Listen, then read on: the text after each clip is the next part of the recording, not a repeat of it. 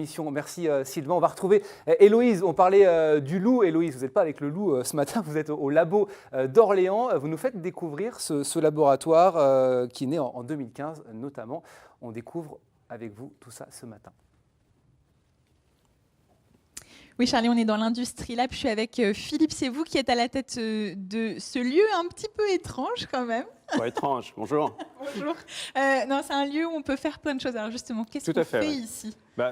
L'Industrie Lab, en fait, c'est une plateforme technologique qui va permettre de fabriquer des produits, que ce soit sur du plastique ou de l'électronique. On a un domaine de compétences, notamment sur les objets connectés. C'est pour ça qu'on s'est positionné au sein du labo, de façon à offrir ces solutions-là aux start-upers, mais aussi à toutes les sociétés externes.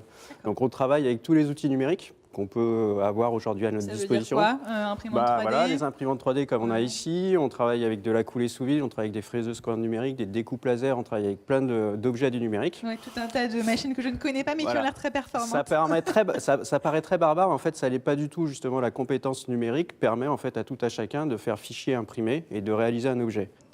Parlons plutôt des startups qui sont ici, qui vont venir utiliser vos services.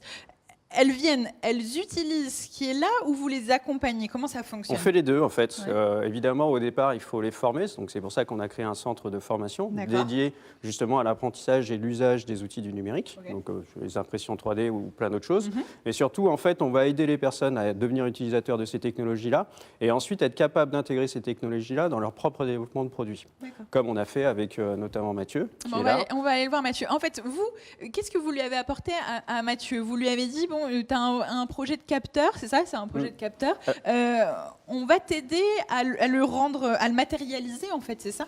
Alors, en fait, Mathieu avait l'idée, et on avait monté ça en 2014 au sein de Polytech, à Orléans-la-Source, avec des imprimantes 3D, plus bas niveau, des choses comme ça. Donc, Mathieu est venu nous voir en disant, est-ce que je peux avoir une première réalisation de mon objet ? Parce qu'il s'est occupé lui-même de l'électronique. Et nous, on s'est occupé des aspects boîtiers avec Mathieu, et on l'accompagne depuis maintenant 2015 sur la réalisation en fait, de toutes ces itérations-là, jusqu'à ce qu'il puisse aller sur le marché. C'est ça. Alors, justement, Mathieu, bonjour.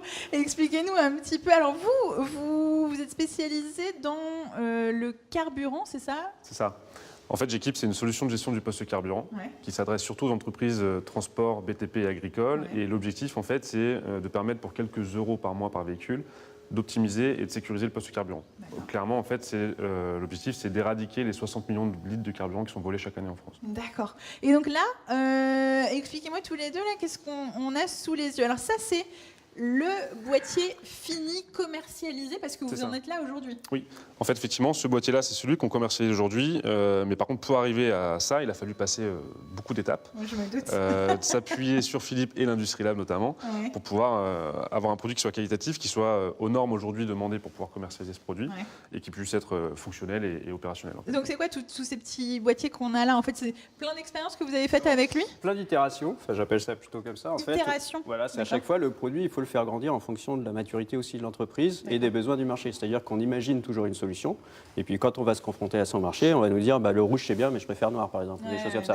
En général, ça ne se joue pas sur de la couleur mais plutôt sur des détails technologiques. Donc ça, c'est une impression 3D par exemple qui est très bas niveau pour nous parce qu'elle n'est pas forcément très bien finie, mais ça permet en fait de voir déjà plein de choses, de l'installer sur le produit et de voir si ça fonctionne ou pas. Ou de le montrer à un client en qui on a confiance en disant mon idée c'est ça.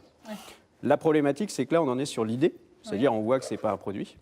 Donc notre volonté a toujours été d'aller sur ce genre de choses. Vous voulez dire que là, en termes de présentation, là ça ressemble à quelque chose, là ça ressemble au produit fini, quoi. En fait, ce produit-là nous a permis de le tester sur un véhicule, de le valider, et ce produit-là nous a permis de le tester chez le client. Voilà, et de confirmer que c'était bon. Donc là, Mathieu, avec ça, il est en mesure de commencer à vendre. Sans avoir investi trop d'argent. Merci à tous les deux.